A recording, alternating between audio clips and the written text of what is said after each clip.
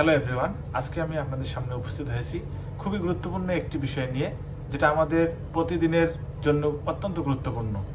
যেমন আমরা ওষুধ কিনি ফার্মেসির দোকান থেকে, কিন্তু ওষুধটির মেয়াদ আছে কিনা সেটা আমরা জানতে পারি না বা বুঝতে পারি না।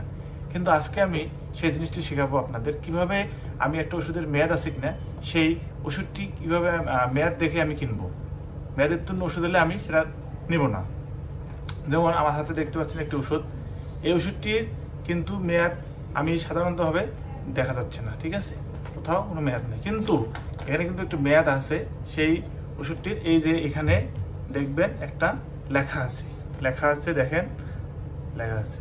যেমন এই ওষুধটির মেয়াদ হচ্ছে 10-26, তার মানে কি জানুয়ারি, ফেব্রুয়ারি, মার্চ, এপ্রিল, মে, জুন, জুলাই, আগস্ট, সেপ্টেম্বর, অক্টোবর 26 সালের অক্টোবর পর্যন্ত এই ওষুধটি চলবে, এরপরে কিন্তু চলবে না। আমি জুম করে দেখাচ্ছি কিভাবে মেয়াদটা দেখবেন। তারপরে একটা ওষুধ আছে হাতে, এটার কিন্তু মেয়াদ দেখেন, এই জায়গায় মেয়াদ লেখা আছে, দেখেন এখানে লেখা আছে 9-26, দেখেন 9-26। তাহলে এটা হলো, আবার হিসাব করেন জানুয়ারি, ফেব্রুয়ারি, মার্চ, এপ্রিল, মে, জুন, জুলাই, আগস্ট, সেপ্টেম্বর।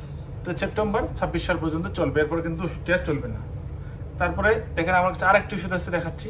এই ওষুধটিরও কিন্তু মেয়াদ লেখা আছে। মেয়াদটা দেখেন, এই যে এখানে প্রথমে ই দিয়ে এক্সপায়ার ডেট, হ্যাঁ, ই দিয়ে এক্সপায়ার ডেট, তারপরে 8-26, এই দেখেন 8-26,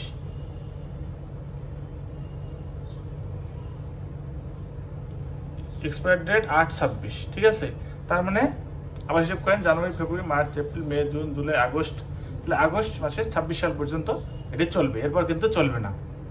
এভাবে কিন্তু আপনারা প্রতিটি ওষুধ কেনার সময় এক্সপায়ার ডেট অর্থাৎ মেয়াদ দেখে কিনতে পারেন, এবং আপনি যে মেয়াদ উত্তীর্ণ ওষুধ খাওয়া থেকে বিরত থাকেন।